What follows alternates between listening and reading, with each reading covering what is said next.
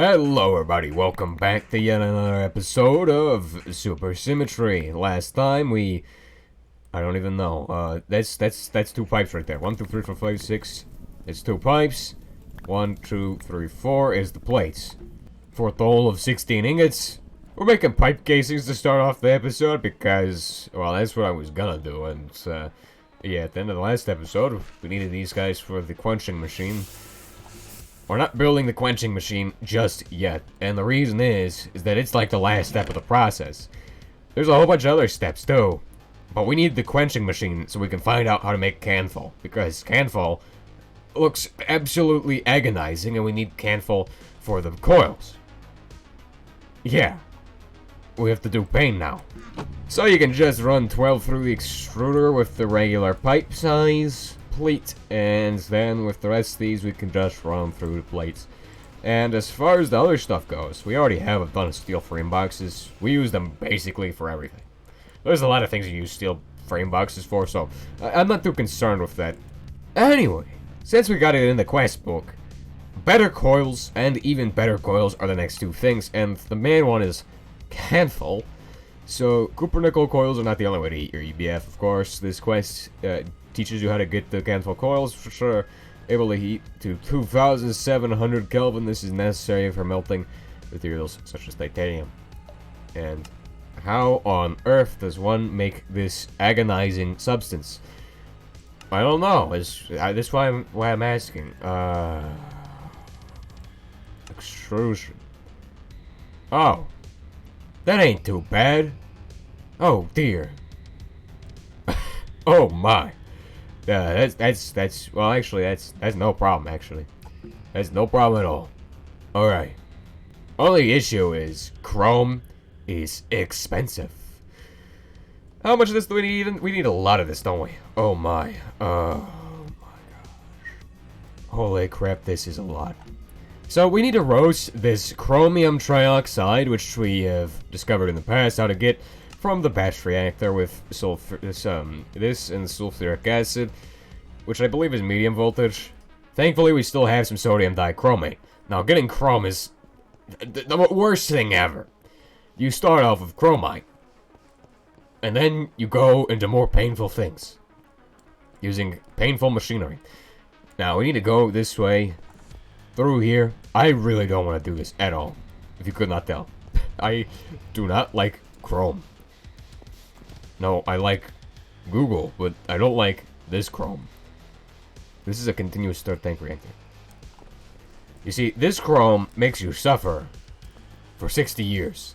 This is sodium dichromate, by the way. Actually, this might be able to be done in the low voltage machinery, so we'll go check that. Also, let's make our pipe casings, because we're gonna need this quenching machine, obviously. Alright, so all I gotta do is leave it here while I go to do something else, and then it should be... I'll come back and it should be done, but we're probably gonna need more sodium dichromate. Alright, so we've got chromium trioxide. This needs to be roasted at medium voltage, and this gives you, like, absolutely nothing when it comes to how much chrome we actually need. We need more chrome than this can give. This gives you, like, absolutely nothing. Let's check it in the roaster. 5 for every 8.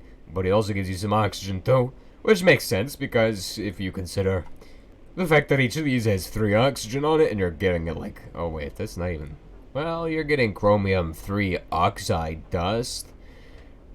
It does make sense. So you roast at medium voltage, it gives you some fun products. Absolutely love oxygen. I definitely don't have 2 gigantic tanks of it. And I'm pretty sure this is literally a thermite reaction. So you have a metal oxide and you have aluminum. And what happens is that the oxygen goes over to here and produces a lot of heat. I'm not sure why this is a reaction furnace, other than literally just to gate it to medium voltage. Although, actually, yeah, it is medium voltage. Literally, you're supposed to get chrome at medium voltage. Hey, I got no problem with that, though. This is perfectly fine. Perfectly acceptable. Alright, we gotta make one of these, and to make one of these, we're gonna have to make medium voltage machine stuff, and it's gonna take a few seconds. And then we're gonna have to go make some copper nickel stuff. I got copper nickel coils. Don't you worry, look. check this out. We have 32. But we don't need those coils. We need to go make the actual item coils. And I don't actually think I have any copper nickel on hand, which is really strange. I might actually have some. Let's go check. If we have any, it's going to be in there. We actually do. I was okay. Well, that's fine. Alright, we have to make I hate that we have to make a second reaction furnace for this, but it's gotta be done because we need chrome for like 8 billion things. We have to get chrome. Oh right, we need to make those other things. Wait, what is the other thing too? What? Hang on a second. Wait, 4 times copper wire. That's no problem. Actually, we already have some in there. We might have more. We might have more. Do we have more? Nah, not at all. Maybe we have more. Maybe over here. We might actually have more of it over here, actually, honestly. What if we do have more? No, we don't. Okay, basically we need 4 times copper wire that's insulated, and to get that, you just take... you take some of this, rubber sheets, you take like 1, 2, 1, 2. That should do. You know it will work because it rhymes. Well, actually, you don't need 4. You just take 2, and that should do. Well, this needs to be extracted, and once it's done extracting, you take it, put it in a barrel, and then you shove it on the cable. Nice. That leaves us with one final step, which is to go make the medium voltage circuits. This step requires us to dump these into here. Please. To take these and these out. And also, to grab some transistors and shove them in. And also, to grab some other things, specifically boards, and shove them in. First we have to make them into full lithography. And also to grab some CPUs, and to shove those in. All of this will combine to make a wonderful circuit. So we just gotta give it some time. Now, sodium bisulfate is a byproduct of our wonderful hydrochloric acid production, which is piped all the way through some pipes, all the way down to there, and then all the way down there. It's pretty good. But we got some integrated processors, and it's done. The integrated processors are done. That means reaction furnace time is a go. Now, probably the big question is, where on earth are we gonna set this up? I mean, look how much space we got here. Well, there's already the reaction furnace over there. Now, let me show you all a trick. If you want to see how these things are built, you just right-click, and it shows everything about how to build it. As you can see, this would cause some issues with the pipe here. What is this even for? Excuse me, why is there even a pipe there? And that position right there is perfectly acceptable. We now need to get some components for it. And by get, I mean make them straight from the raw steel materials that we have. I guarantee with 100% certainty that we don't actually have any of the components we're going to need, especially for the fireboxes. We're going to need 12 steel firebox casings. We are also going to need quite a few of these pipe casings. Now, to make these pipes, we're just going to go ahead and do it here, because no point in moving it over to another setup when we have all the steel plates here. Just do it this way. It's better.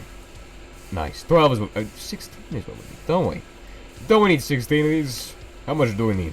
Yes, 16. And of course we're gonna run out of steel because, of course we're. Alright, I'm also making the Invar casings we're gonna need. We're gonna need Invar frame boxes too. Also, we're gonna get this thing set up on auto probably. Which is gonna be kind of difficult because the main oven is in the area over there.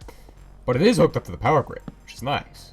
It just means we need to get this part hooked up into the power grid. Now, these guys here actually go down one more block. We just need an input hatch and an output hatch. Well, input bus and an output bus. Basically the same thing, except one is for items and one is not. But everything is called hatches to me, because it just is easy to say hatches instead of buses. It's easier to remember. Alright, they're all hatches. Item hatch. So, basically, the plan is that we'll have these on 2 different sides of the machine. Oh, so we're gonna need energy hatches and a muffler hatch. We'll probably put the input hatch actually over here. So the reason I want to do it here, on this edge here, is because basically this, we're gonna have the line over here. If we have the line running here, it can send items into this hatch. Actually, it might make more sense if we put it up here. I can change that later. But the outputs of this are gonna be the chrome and alumina. So the first thing we're gonna do is shift click this. That's actually just 8. That's not enough. That is a sad quantity. Don't worry, I got more Invar. Invar, oh, I got a lot of it. You need a lot of Invar anyway, so you might as well make like stacks of stuff. Because we're gonna be making even more of those guys. We actually need like 3 more of them in order to finish and get the titanium. Which is what I want to do. And then after that, we're gonna make the bed. That should be the end game goal. Getting the bed is the end game. Holy crap. Which is probably made from polyamide 66. Or nylon. Polyamides are quite interesting. And why don't we talk about them? So polyamides, they're like produced from a neutralization, basically, where you have a base, which is like, I don't even know. Well, you have adipic acid, and then you have some other substance, which is the adipic acid. I believe contains the amides. I don't remember. Well, usually it's like a carboxylic acid of some kind, and then an amide base. Explaining these things is much more difficult than reading about them. Oh dear, my hammer broke. We need to make a new hammer. Wait, but first, we gotta magnetize some rods. Also, we have to take the wire, the steel wire, and shove it in another machine. So, let's get these guys doing their stuff while we go do the other stuff to make a hammer. Now, aluminum, we do have some aluminum up in a box where it doesn't belong. Now, we can talk about more about nylons, but polyamides, they come in many different flavors. You got your polyamide 46, 56, all the different flavors. And what's the difference? Well, there's a slight difference, which is basically their size. As you could easily say that polyamide 56 is basically pentamethylene diamine, basically. Basically it has more methyl groups, or methylene groups, or whatever. Which that basically means the chain is longer in PA 56 than it would be in PA 46. And I don't really know much about PA 46 because there's not much, I haven't found much information on it, so I asked to make a pipe. No, not a pipe, to make a hammer. What on earth is all of this stuff we can make? Look how many flavors of hammer there is. There's too many flavors of hammer. Okay, I think we got enough of these. Wait, but we need a muffler hatch too. Energy hatches now. Alright. How do we make them? Where are they at? Where are they hiding?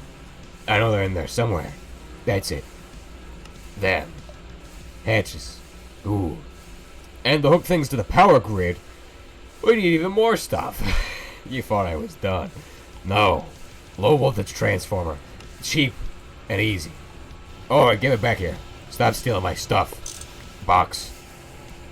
But anyway, we need to go ahead and take all of this over to the other thing. But first, we need to do some other stuff. I don't even remember what we need to do. Oh, we need to... Batteries. We must battery. We have battery hull, which is good.